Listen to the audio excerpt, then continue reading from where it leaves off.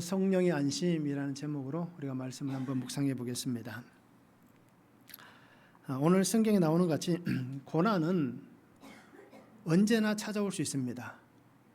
고난은 내가 원한다고 해서 그 고난의 길을 가는 것도 아니고 내가 원치 않는다고 해서 이 고난이 피해가는 것도 아닙니다.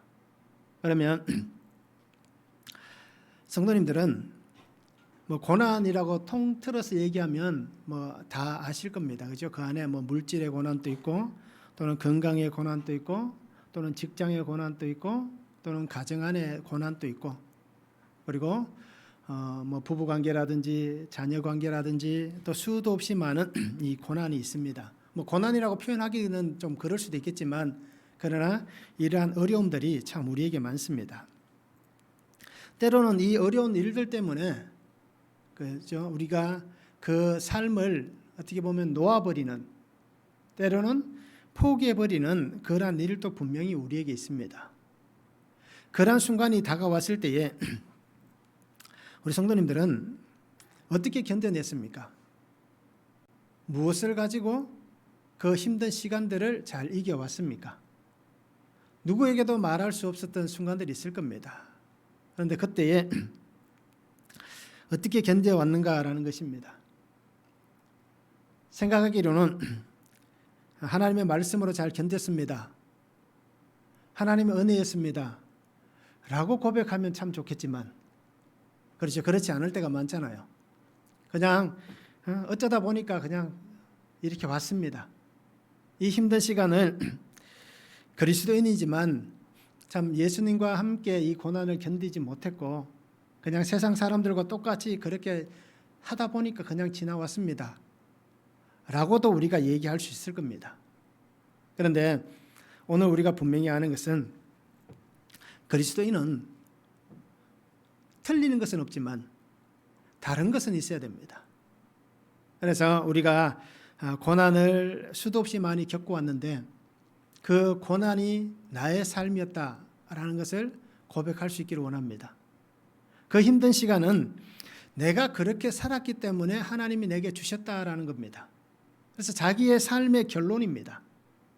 그래서 지금 우리가 지나왔던 순간들, 때로는 앞으로도 이 고난이 찾아올 겁니다. 없다라고는 얘기할 수 없습니다. 예수 믿는데 왜 이렇게 힘듭니까? 왜 이렇게 어렵습니까? 얘기할 필요가 없습니다. 예수 믿는 것도 힘들고 어려울 수 있기 때문입니다.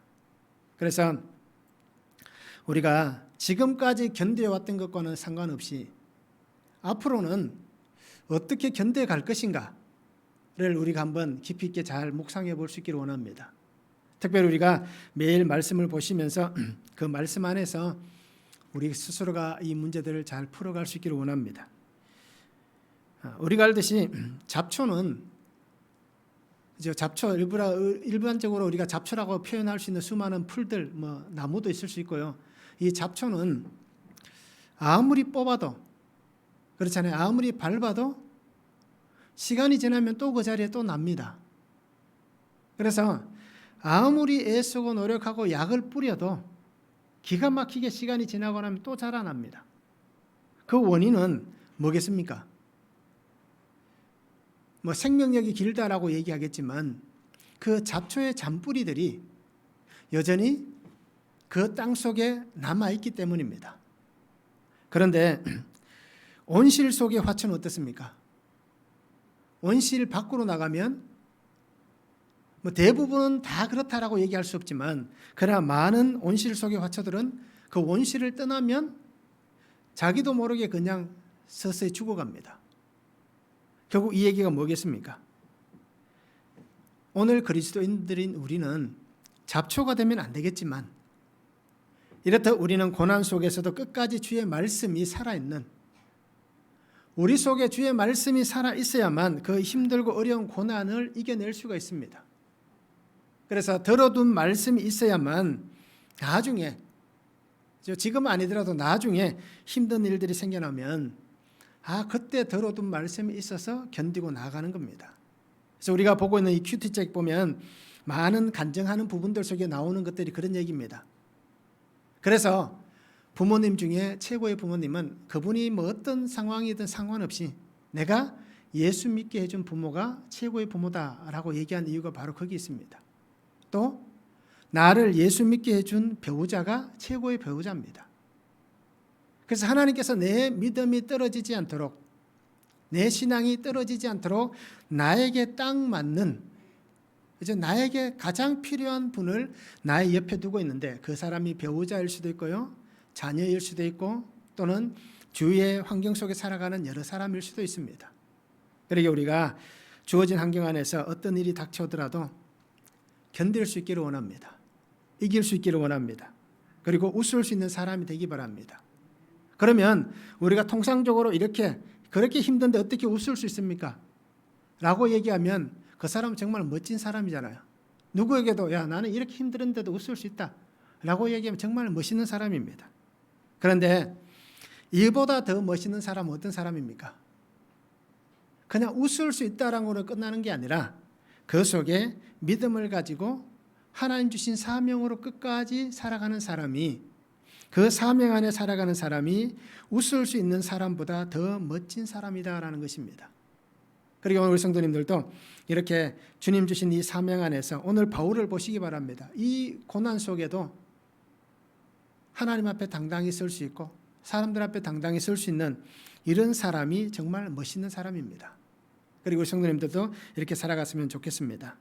오늘 말씀을 한번 보시기 바랍니다. 27장은 바울이 로마로 가는 여정입니다. 그래서 배를 항해하는 가운데 오늘 본문부터는 그 항해하는 가운데 있습니다. 그러면서 바울이 얘기합니다. 미양이란 이곳에서 우리가 겨울을 났으면 좋겠다라고 얘기합니다. 그런데 항구가 적다 보니까 겨울을 지내기가 불편합니다. 한 3개월 정도 그곳에 머물러야 되는데 이 작은 곳에 있기가 불편하니까 이곳보다 좀 더 큰 항구로 갔으면 좋겠다. 그래서 베닉스라는 곳에 가기로 서로가 결정을 합니다. 그런데 바울은 어떻게 합니까? 하나님이 주신 은혜를 따라서 또 자기의 경험을 따라서 나는 이곳에 있으면 좋겠다라고 얘기했지만 사람들의 의견은 정반대였습니다. 그래서 오늘 성경에 보니까 순풍을 만나서 순항하는 것 같습니다. 그런데 얼마 지나지 않아서 유라굴로라는 큰 광풍을 만납니다.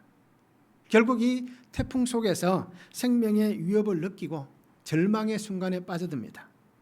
그런데 오늘 성경에는 바울은 하나님께서 주신 말씀을 통해서 그 배에 있는 사람들에게 안심하라라고 선언을 합니다. 하나님께서 우리의 생명을 지켜주실 것이다 라고 분명히 말씀을 하고 있습니다. 그래서 오늘은 성령의 안심이라는 제목으로 말씀을 보는데요. 첫 번째는 계획대로 진행되는 항해입니다. 12절에서 13절에 보면 그 항구가 겨울을 지내기에 불편하므로 거기서 떠나 아무쪼록 베닉스에 가서 겨울을 지내자 하는 자가 더 많으니 베닉스는 그레데 항구라. 한쪽은 서남을 한쪽은 서북을 향하였더라. 남풍이 순하게 불매 그들이 뜻을 이룬 줄 알고 닻을 감아 그레데 해변을 끼고 항해하더니 라고 말씀합니다. 그레데 해변을 끼고 항해하고 있다라는 얘기는 이제 곧 자신들이 원하는 그 목표점까지 다 와 간다라는 얘기입니다. 그런데 오늘 성경에 보면 어떻습니까? 바울은 분명히 얘기합니다. 우리가 이 항해를 통하여서 이 하물들 또 이 배, 우리의 생명까지 위험을 당할 수 있다, 타격을 받을 수 있다라고 얘기를 합니다. 그래서 좀 불편하더라도 이 미항에서 우리가 겨울을 나고 계속해서 항해를 하면 좋겠다라고 얘기를 합니다. 그런데 이 문제를 결정하는 사람은 백부장입니다. 그런데 오늘 배에는 누가 있습니까? 백부장은 이 항해에 대해서 잘 모르잖아요. 그런데 이 배에는 선장과 선주가 있습니다. 그리고 그 배의 항해를 돕는 선원들이 있습니다. 결국 이 얘기는 선장과 선주의 말은 확실한 겁니다. 오랜 시간 동안 바다에서 살아왔던 사람들이기 때문에 그 일어나는 환경들을 잘 알고 또 잘 대처할 수 있고 또 자기 힘으로 그 문제를 풀어갈 수 있다라고 여겼기 때문에 내가 지금까지 살아오면서 충분히 다 겪어왔다 그리고 해결했다라는 그 말을 나누었을 겁니다. 그래서 선장과 선주의 말이 바울의 말보다 더 신뢰를 얻었습니다. 그래서 사람들도 함께 얘기합니다. 우리가 귀가하기에 너무 좁다. 즉 이 얘기가 뭐냐면 이 배만 있는 게 아니라 이 시기에 함께 항해하는 배들이 다 있는 겁니다. 한 척만 항해하는 게 아닙니다. 수많은 배들이 함께 항해를 하면서 서로가 어떻습니까? 이 겨울을 보내기 위해서 항구를 찾아갑니다. 그런데 좁은 항구일수록 배가 몰리면 여러 가지 불편한 문제가 있다라는 겁니다. 그래서 이 겨울을 지나기엔 너무 불편하니까 우리가 좀 더 좋은 곳에 갔으면 좋겠다. 그래서 나온 얘기가 그레데 섬입니다. 그레데 섬은 길이가 한 256km 정도 된다라고 얘기합니다. 한 이 정도 거리면 부산에서 아마 대전 정도 가는 거리 정도 될 겁니다. 그리고 넓이는 11.2km에서 53.3km 정도 된다라고 얘기합니다. 좁은 곳은 한 11km, 넓은 곳은 한 53km 정도 된다라고 얘기합니다. 길이는 대전 정도의 거리지만 이 폭은 그렇게 넓지 않은 섬입니다. 그런데 우리가 지중해를 한번 생각해 보시기 바랍니다. 이탈리아근 아래쪽에 있는 그 지중해를 생각해 보면 이 지중해 열도에서 어떻게 보면 이 그레데 섬이 우리가 지도에서 보면 분명히 알 수 있습니다. 그래서 가장 크고 또 비옥한 섬이다라고 그렇게 봅니다. 그래서 이 섬에 있는 베닉스라는 항구로 가서 우리가 겨울을 보내자라고 그렇게 결정을 합니다. 우리가 쉽게 생각한다면 부산항에 와서 겨울을 보냈으면 좋겠다라는 겁니다. 요 가까운 데 어떻습니까? 있는 섬 항구들이 있을 겁니다. 그런데 그 작은 것보다는 우리가 좀 더 큰 이 부산에서 우리가 겨울을 편하게 보냈으면 좋겠다라고 그렇게 결정을 한 것입니다. 그래서 이 백부장은 선장과 선주의 말을 따라서 그렇게 결정을 합니다. 어떻게 보면 전문적인 지식을 가진 사람들, 항해에 더 농통한 사람들, 그 선장과 선주의 말을 수용하게 됩니다. 바울은 자신의 경험을 분명히 얘기했습니다. 그래서 불편하다 하더라도 우리가 바람을 막아줄 수 있는 지금 우리 상황에서 이제 곧 어떻습니까? 바람이 바뀌고 어려움을 당할 수 있는 시기이기 때문에 비록 항구는 적다 하더라도 작은 섬들이 많이 있기 때문에 이 미항에서는 충분히 이 바람을 막아준다. 그러게 우리가 이 미항에서 겨울을 보내면 좋겠다라고 주장합니다. 그 이유가 고린도후서 11장 25절에 보면 바울은 이렇게 고백한 적이 있습니다. 3번 파선하고 일주야를 깊은 바다에서 지냈으며 라고 얘기한 적이 있습니다. 고린도교회 편지를 쓰면서 자기가 겪어왔던 고난에 대해서 얘기할 때 내가 3번 배가 파선했다. 아마 분명히 이 부분도 하나 포함될 겁니다. 그레데에서 있던 이 일도 포함될 겁니다. 그리고는 깊은 바다에서 일주일을 보냈다라고 얘기합니다. 즉 내가 이 항해를 하면서 겪어보니까 이 바람은 우리가 이길 수 있는 것이 아니다. 이 자연환경은 우리가 쉽게 극복할 수 있는 것이 아니다 라고 얘기한 것입니다. 자신이 살아왔던 이 경험을 가지고 분명히 나누었는데 백부장은 어떻습니까? 죄수의 말보다는 해양 전문가들의 말을 더 들은 것입니다. 그리고 그것을 결정합니다. 그래서 항해를 시작합니다. 출발은 오늘 성경에 보니까 굉장히 순조로웠습니다. 계획대로 남풍이 순하게 불었다라고 얘기합니다. 그러니까 서로가 어떻습니까? 봐라. 우리가 결정한 건 맞지 않느냐? 바울 한 사람을 향하여서 어떻게 보면 굉장히 질타하는 그런 말도 했을 것이고 또는 때로는 어떻습니까? 그러한 눈초리도 보였을 겁니다. 자신들의 계획대로 순조롭게 진행되는 것 같습니다. 그래서 베닉스로 향하는 그 백걸음이 굉장히 어떻게 보면 정말 모두가 행복한 그런 시간이었을 겁니다. 그런데 이렇게 계획대로 잘 진행됩니다. 그런데 왜 그들 속에 하나님께서는 자신들의 뜻대로 계획대로 순조롭게 시작되는 그 은혜를 주셨다라고 사람들이 얘기할 수 있는 그 순간에 왜 하나님은 생각대로 되지 않게 하실까요? 사람들이 모두가 원하는 방법대로 하나님께서는 풀어가시지 않을까요? 이 문제를 우리가 한번 고민해 보면 좋을 것 같습니다. 모든 사람이 순탄하다고 얘기하고 순적히 이 일들이 잘 진행되어져 간다라고 얘기하는 그때에 순조롭게 항해가 시작되는 그때에 왜 하나님은 그 상황을 끝까지 하나님께서 주도하지 않으신가? 이 문제를 우리가 한번 잘 고민해 볼 수 있었으면 좋을 것 같습니다. 그래서 말씀대로 순종하며 살지 않아도 때로 순조로운 일들이 생겨날 수 있습니다. 우리가 매일매일 말씀을 묵상하자라고 얘기하지만 말씀을 묵상하지 않아도 우리가 행복한 시간을 보낼 수 있습니다. 다른 사람들보다 잘 될 수도 있습니다. 다른 사람들보다 우리가 여유로울 수도 있습니다. 풍성할 수도 있습니다.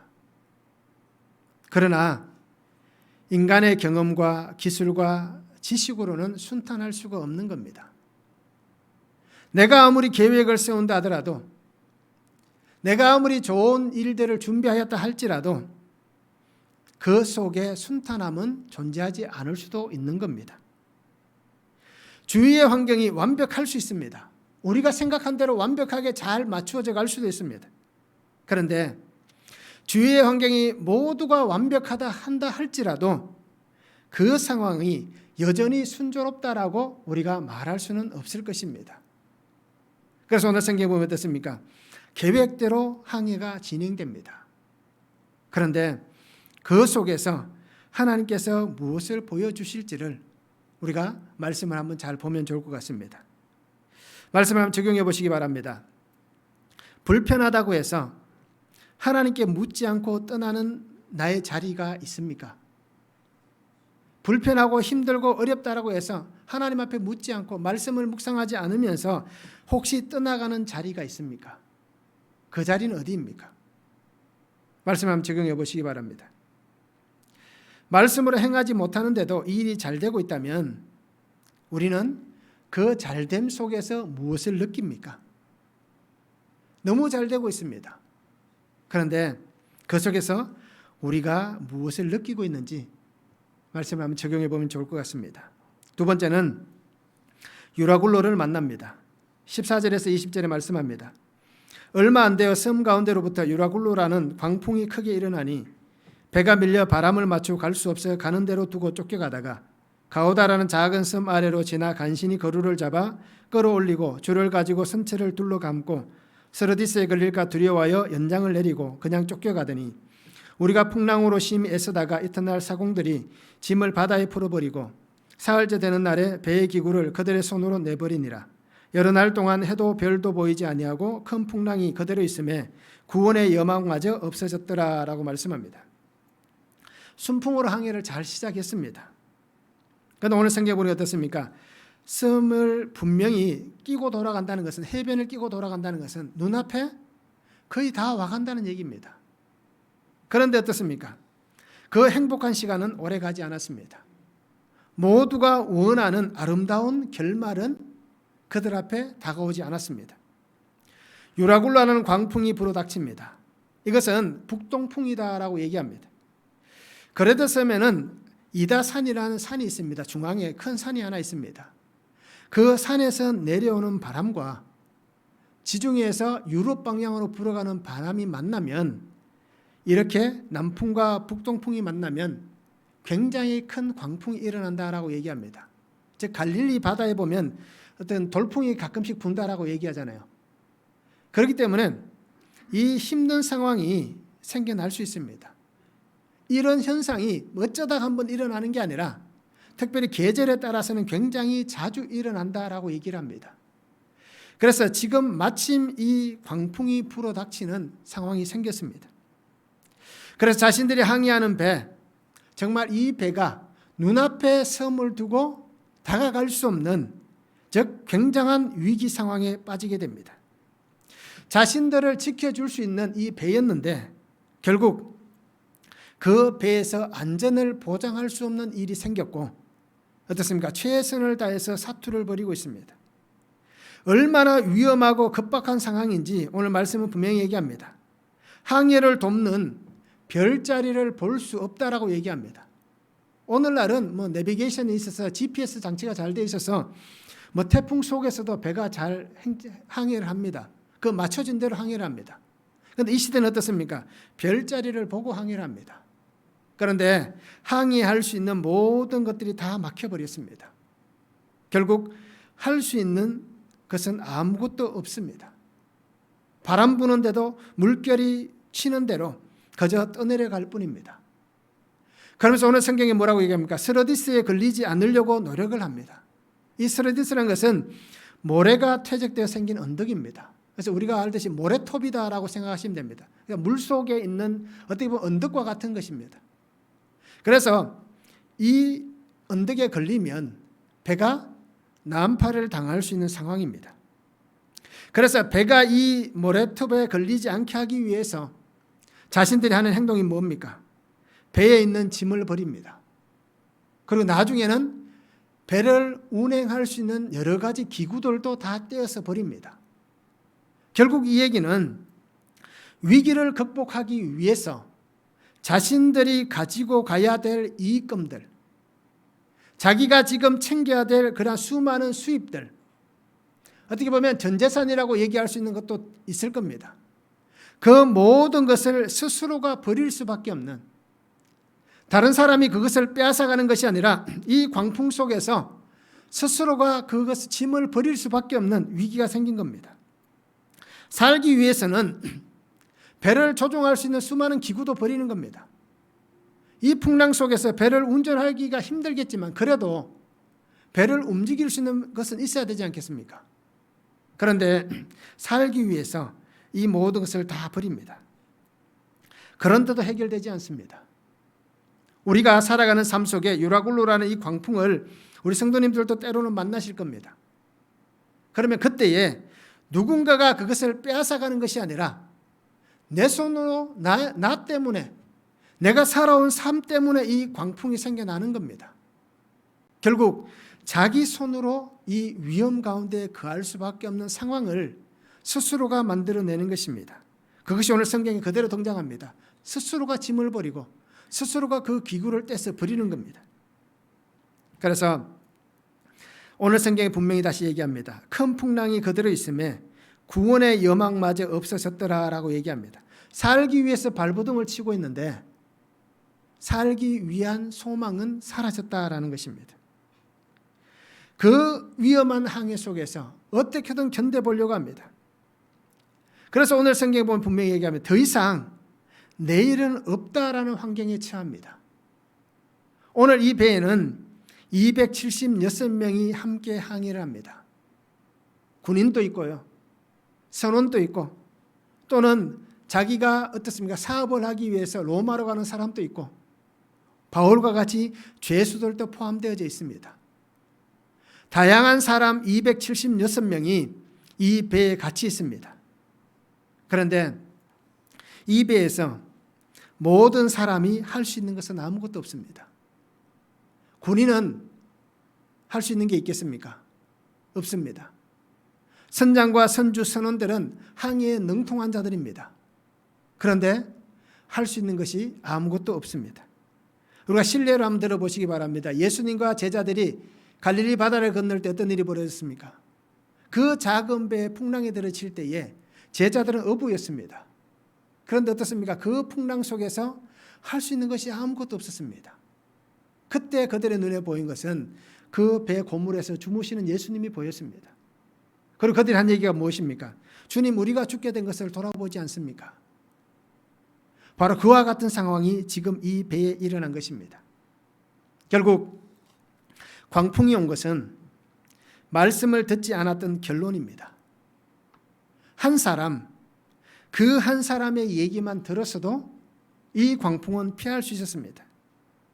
우리의 삶에 이 광풍이 생겨나는 것도, 이 광풍이 몰아닥치는 것도 결국 하나님의 말씀을 듣지 않는다면 오늘 우리에게 이 광풍이 생겨나는 겁니다. 오늘 나에게 일어난 이 사건들을 통하여서 하나님 앞에 우리가 분명히 나 자신을 보시기 바랍니다. 내가 말씀을 듣지 않는다면, 말씀을 깨닫지 못하고 말씀을 알지 못한다면 우리의 삶에도 이러한 일들이 분명히 생겨납니다. 결국 그러면 어떻습니까? 내 힘대로 사는 게 아니라 내 의지와는 상관없이 휩쓸려 다닙니다. 오늘 성경에도 분명히 그 모습을 보여줍니다. 이 배는 자신들의 의지와 상관없이 그 풍랑 속에 떠밀려 다닙니다. 그렇기 때문에 살 수망마저 사라져버린 환경이 생겨난 것입니다. 우리가 하나님의 말씀을 붙잡는 삶이 되시기 바랍니다. 그리고 말씀에 귀를 기울이시기 바랍니다.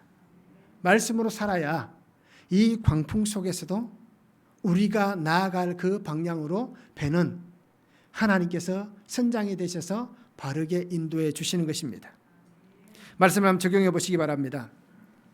광풍을 만났습니까? 이 광풍 속에서 나는 무엇을 잡고 있습니까? 오늘 성경에 나오는 것 같이 내 짐을 잡고 있습니까? 아니면 그 배의 기구를 잡고 있습니까? 아니면 바울같이 하나님의 말씀을 잡고 있습니까? 우리의 광풍 속에서 내가 무엇을 잡고 있는지 말씀을 적용해 보기를 원합니다. 우리의 삶에 광풍이 몰아닥칠 때가 분명히 있습니다. 그러면 그때에 나는 누구를 찾으시겠습니까? 여전히 세상을 찾을 것입니까? 아니면 주님을 찾겠습니까? 오늘 배에 있던 275명은 여전히 세상을 찾습니다. 그런데 한 사람은 주님을 찾습니다. 이렇듯 나의 삶에 광풍이 몰아닥칠 때에 나는 여전히 그냥 지금까지 살아왔던 방식대로 그냥 그 방식대로 살아갈 것인지 아니면 그 속에서 나의 삶을 바꿀 것인지 우리가 말씀을 적용해 보면 좋을 것 같습니다. 세 번째는 안심하라고 말씀하십니다. 21절에서 26절입니다. 여러 사람이 오래 먹지 못하였음에 바울이 가운데 서서 말하되 여러분이 내 말을 듣고 거레대에서 떠나지 아니하여 이 타격과 손상을 면하였더라면 좋을 뻔하였느니라. 내가 너희를 권하노니 이제는 안심하라. 너희 중 아무도 생명에는 아무런 손상이 없겠고 오직 백분이리라.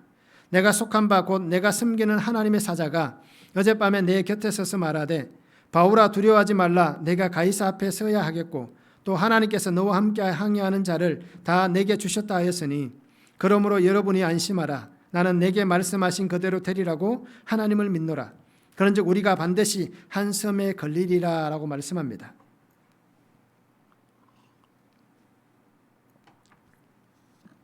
가장 큰 위기 속에서 한 사람이 등장합니다. 다른 사람들의 눈에도 아마 보이지 않았을 겁니다. 그냥 죄수잖아요. 심지어는 군사들이 뭐라고 얘기합니까? 혹시라도 우리가 어려움을 당할 수 있으니까 이 죄수들을 다 죽입시다 라고 얘기를 합니다. 그런데 이 죄수를 주목할 만한 사람들은 없습니다. 그런데 오늘 성경에 보니까 어떻습니까? 가장 큰 위기 속에 바로 이 한 사람이 등장합니다. 사람들은 요동을 쳤습니다. 그런데 이 한 사람은 전혀 요동하지 않습니다. 어떻게 보면 니느웨로 도망가든 니느웨로 가야 되는데 다시스로 도망가든 요나와 같은 모습이다라고 우리가 이렇게 적용을 하면 조금 어불성설 같지만 어떻습니까? 요나같이 뱀이창에 들어가서 그 광풍 속에 자고 있는 그 모습과 비교해도 별 다르지 않을 것 같은 바울의 모습일 겁니다. 그렇게 요동치는 이 배 속에서 한 사람은 평안합니다. 왜요? 하나님이 함께 하시기 때문에. 하나님 주신 말씀이 있기 때문입니다. 바울은 이렇게 어려움을 겪는 사람들에게 분명히 다시 한번 얘기합니다. 내 말만 들었다면, 나의 말만 들었다면 이런 일은 없지 않았습니까? 여러분들에게 이렇게 피해가 생기는, 어떻게 보면 이 코로나19 때문에 수많은 자영업자들이 어려움을 당하잖아요. 그와 똑같이 여러분들이 이 엄청난 손해를 당하지 않았을 텐데, 심지어는 이런 고통 겪지 않아도 되었을 텐데, 여러분들의 생명이 바람 앞에 등불과 같은 이 상황을 분명히 겪지 않아도 되었을 텐데 라고 분명히 다시 한번 지적을 합니다. 그런데 이 지적은 그렇게 원망하고 질타하는 게 아닙니다. 그래서 여러분들이 그 어리석게 판단했기 때문에 이러한 낭패를 만났습니다 라고 얘기합니다. 왜요? 하나님이 주신 말씀을 강조하기 위해서 다시 한번 바울이 이 말을 전한 겁니다. 그래서 하나님 주신 말씀 무엇입니까? 안심하라라는 얘기입니다. 안심하라. 문제 없을 것이다. 그런데 여기에서 안심하라라는 이 단어는 우리가 생각하는 평안할 것이다, 괜찮을 것이다 라는 단어의 뜻보다는 헬라어 단어는 기운을 내라 라는 얘기입니다. 용기를 가져라. 그리고 기뻐하라 라는 단어의 해석입니다. 결국 안심하라는 것은 하나님께서 우리에게 용기를 주시고 힘을 주실 것이기 때문에 이 위험하고 어려운 이 한 2주 동안 겪은 이 상황에서 우리가 힘을 내자. 하나님이 힘을 주실 거다. 그리고 마침내 우리에게 기쁨을 주실 것이다. 기쁨은 어떤 기쁨입니까? 생명의 은혜를 받는 것보다 더 큰 기쁨은 없습니다. 우리가 잃는 것보다 어떻습니까? 내가 가지고 있는 걸 잃어도 상관없습니다. 그런데 건강을 잃었다가 건강을 찾은 그 기쁨보다 더 큰 기쁨은 없습니다. 생명과 연관이 있기 때문에. 바로 그러한 기쁨이 있을 것이다 라고 바울은 선언을 합니다. 왜요? 하나님께서 약속하셨기 때문입니다. 그래서 두려워하지 말라. 하나님이 주신 말씀을 그대로 전합니다. 두려워하지 말라. 내가 가이사 앞에 서야 하겠고 너와 함께하는 자를 다 내게 주셨다 라는 그 말씀을 하나도 빼지 않고 그대로 그 배에 있는 사람들에게 전합니다. 그래서 하나님은 한 사람 바울을 위해서 그와 함께하고 있는 모든 사람들을 살리십니다. 하나님의 은혜는 바로 이러한 은혜입니다.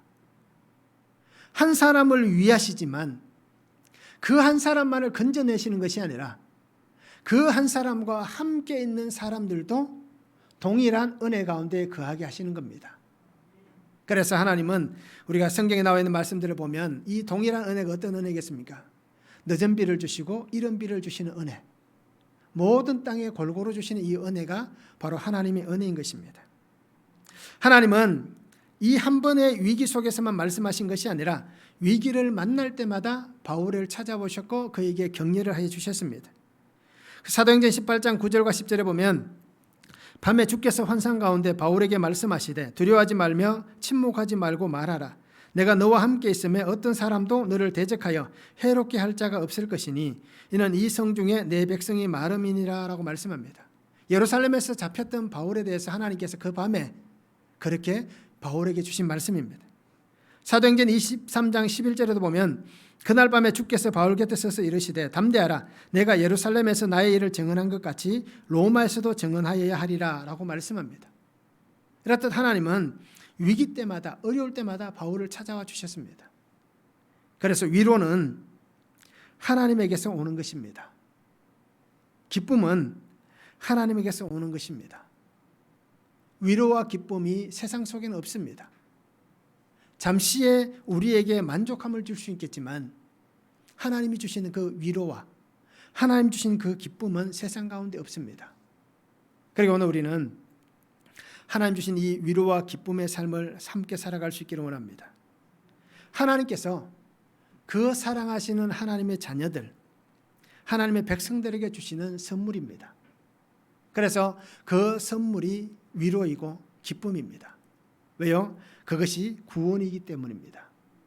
오늘 하나님은 분명히 말씀합니다. 그러기에 우리는 하나님만 의지하고 하나님만 바라봐야 됩니다. 그 하나님 안에서 우리에게 주신 은혜가 분명히 있습니다. 시편 146편 3절에 말씀합니다. 귀인들을 의지하지 말며 도울 힘이 없는 인생도 의지하지 말라라고 말씀합니다.